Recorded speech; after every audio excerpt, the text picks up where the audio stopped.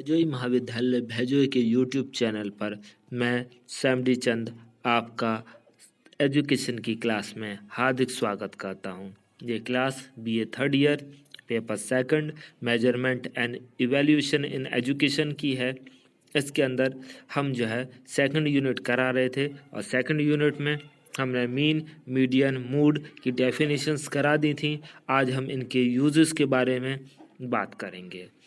इसके अलावा आज का जो हमारा टॉपिक है इनकी उपयोगिता और इनकी आवश्यकता के बारे में अध्ययन कराने का है।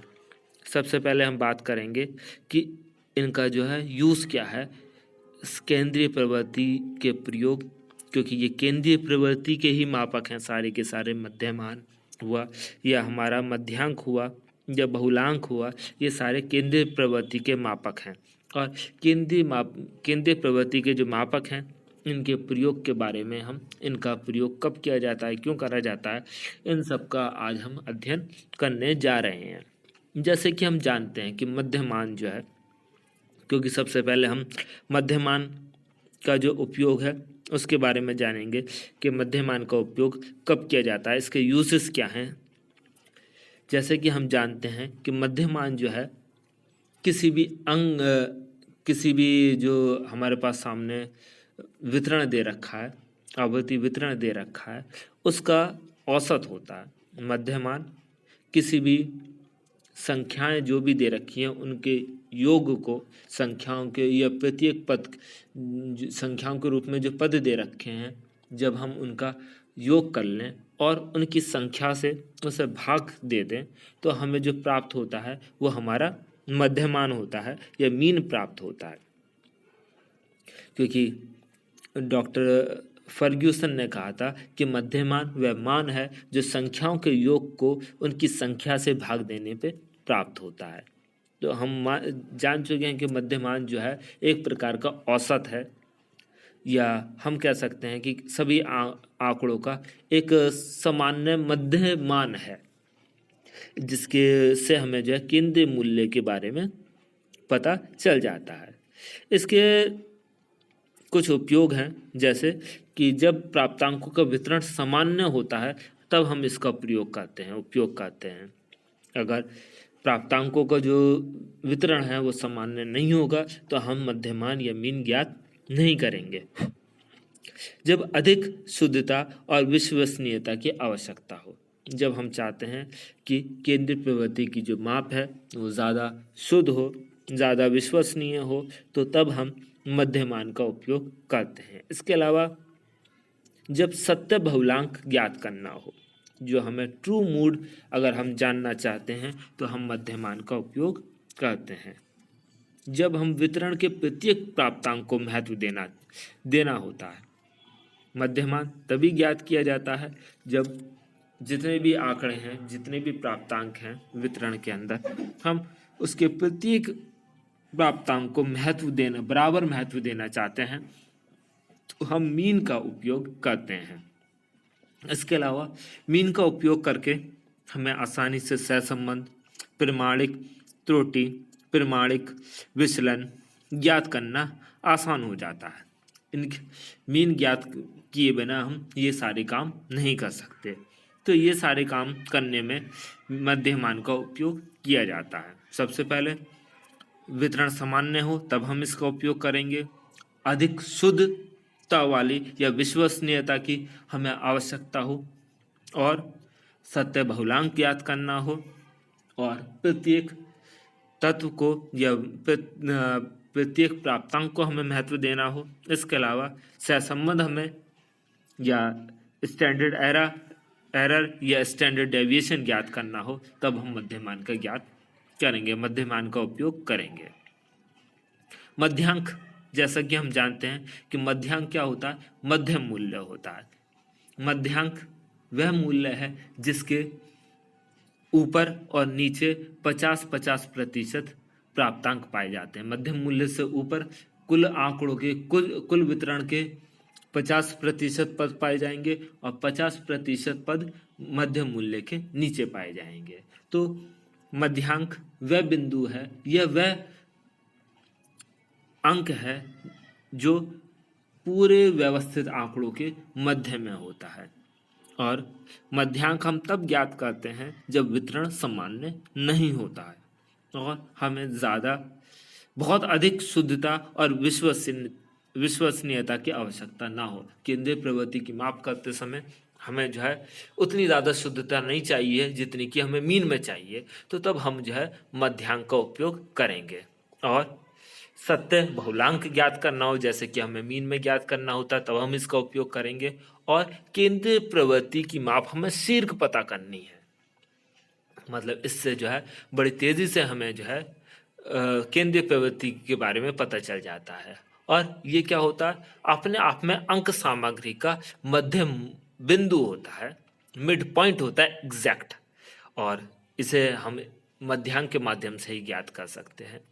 जब आवर्ती वितरण के आदि और अंत के प्राप्तांक नहीं मालूम होते हैं तब हम मध्यांक का उपयोग करते हैं। हमें वितरण में यह नहीं पता कि कहाँ से वितरण शुरू हो रहा है और कहाँ पे समाप्त हो रहा है, तब हम इसका उपयोग करेंगे। इसके अलावा जब अंक सामग्री में एक और केवल छोटे और दूसरी और केवल बड़े अंक दे रखे हैं, तो वितरण जो है बड़ा असमान है, एक तरफ बिल्कुल केवल छोटे छोटे हैं, दूसरी तरफ बड़े बड़े अंक हैं। तो इस प्रकार की जब स्थिति होती है तो हम मध्यांक का उपयोग करते हैं। अब हम देखते हैं कि बहुलांक का उपयोग कब करा जाता है। बहुलांक जैसे कि हम जानते हैं कि किसी भी प्राप्तांकों की श्रृंखला में अगर किसी प्राप्तांक का या किसी मूल्य का आवर्ती सबसे अधिक है, अगर किसी भी पद की या प्राप्तांक की आवर्ती सबसे अधिक है, उसी को ही वही जो है उस श्रृंखला का बहुलांक कहलाता है, वह पद जिसकी सबसे ज़्यादा आवर्ती हो। जब आवर्ती वितरण अपूर्ण होता है और उसके निम्नतम और उच्चतम प्राप्तांक ज्ञात नहीं होते, तब हम बहुलांक का उपयोग करते हैं। जब केंद्रीय प्रवृत्ति को ज्ञात करने की शीघ्रता होती है, हमें बहुत तेजी से अगर केंद्रीय प्रवृत्ति ज्ञात करनी है, ज़्यादा हमारे पास समय नहीं है, तो हम बहुलांक का उपयोग करते हैं। इसके अलावा केंद्रीय प्रवृत्ति का सिर्फ इससे केवल अनुमान लगता है, एग्जैक्ट केंद्रीय प्रवृत्ति के बारे में पता नहीं चल पाता है। एग्जैक्ट तो हमें जो है मीन के द्वारा पता चलता है, उसके बाद उससे कम शुद्धता हमारी मीडियन में मध्यांक में होती है और सबसे कम शुद्धता हमारी बहुलांक में होती है।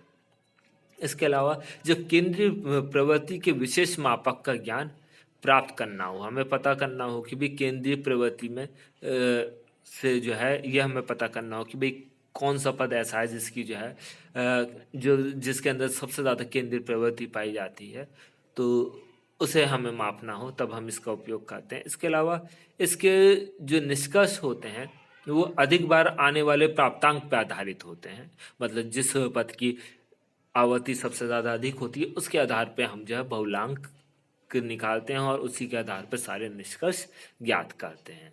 अब हम केंद्रीय प्रवृत्ति का जो मध्यमान और मध्यांक हैं और बहुलांक हैं, इनके महत्व के बारे में बात करेंगे कि इनका महत्व क्या है केंद्रीय प्रवृत्ति में।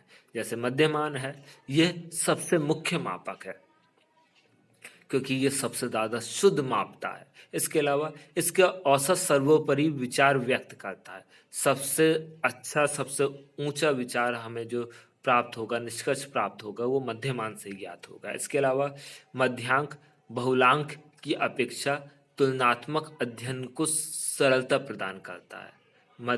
ये मध्यांक और बहुलांक की अपेक्षा क्या करेगा, ज़्यादा आपको तुलनात्मक रूप से ज़्यादा आसानी से आप इसके अंदर जो है निष्कर्ष निकाल सकते हैं और इसकी विश्वसनीयता मध्यांक और बहुलांक के मुकाबले ज़्यादा अधिक होती है और ये सबसे अधिक निश्चित होने के कारण सबसे ज़्यादा लाभप्रद मापक है।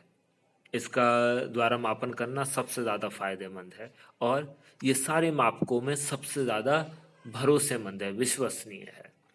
जब हम मध्यांक की बात करते हैं तो ये स्पष्ट और निश्चित होने के कारण विश्वसनीय तो है, मध्यांक जो है बहुलांक के मुकाबले जो है ज़्यादा निश्चित है, ज़्यादा स्पष्ट है और ज़्यादा विश्वसनीय है और इससे जो है व्यवहारिक कार्यों को आसानी से समझा जा सकता है। तो व्यवहारिक कार्यों में सुगमता लाने के लिए हम इसका उपयोग करते हैं। इसके अलावा उन समस्याओं का अध्ययन हम इससे आसानी से हो जाता है, जिनके अंदर मात्रा या परिणाम में जिन चीज़ों को ज़्यादा आसानी से व्यक्त नहीं किया जा सकता, जैसे कि बुद्धिमानी है, स्वास्थ्य है। अब ऐसे आंकड़े हमारे पास हैं और हमें कोई निष्कर्ष निकालना है तो हम जो है मध्यांक का उपयोग ज़्यादा करेंगे। इसके अलावा ये उन प्राप्तांकों का मान निकालने के लिए विशेष रूप से उपयोगी होता है जिनका वितरण बहुत असामान्य होता है, मतलब आपको प्राप्तांकों में बहुत ज़्यादा असमानता देखने को मिल रही है, तो ऐसी स्थिति में हम जो है मध्यांक ज्ञात करेंगे। और ये कुछ अर्थों में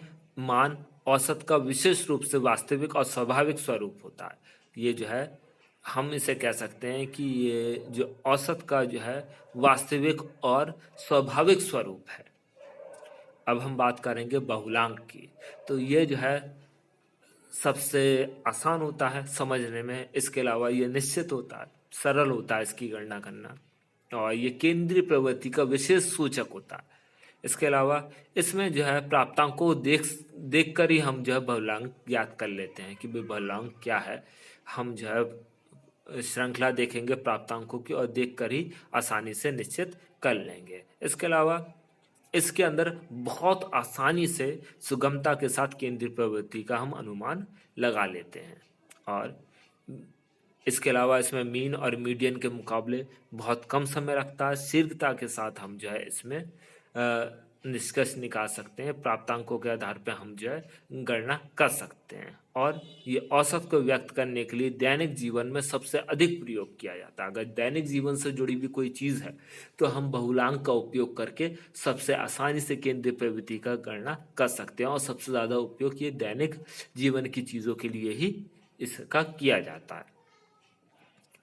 केंद्रीय प्रवृत्ति की जो तीनों माप हैं इनकी तुलना करते हुए यूल और कैंडाल ने लिखा है कि औसत के रूप में मध्यमान और सब सामान्य कार्यों के लिए प्रयोग किया जाता है, और मध्यमान जो है सारे सामान्य कार्यों के लिए प्रयोग किया जाता है। मध्यमान की तुलना में मध्यांक कुछ अधिक सरलता से ज्ञात हो जाता है। अगर हम मध्यमान के मुकाबले देखें तो मध्यांक जो है ज़्यादा आसानी से हम उसे ज्ञात कर सकते हैं। और औसत के रूप में बहुलांक साधारण रूप के लिए बहुत ही कम उपयुक्त है। मतलब अगर हमें औसत ज्ञात करना है तो बहुलांक से गणना करना मतलब सबसे कम उपयोगी रहेगा, सबसे कम उपयुक्त रहेगा। तो इस प्रकार हमें जो है केंद्रीय प्रवृत्ति के जो मापक हैं अलग अलग, हम मीन, मूड और मीडियन, इनके क्या उपयोग हैं, इनका क्या महत्व है, इसका अध्ययन हमने आज की वीडियो में किया। आज की वीडियो में बस इतना ही। धन्यवाद।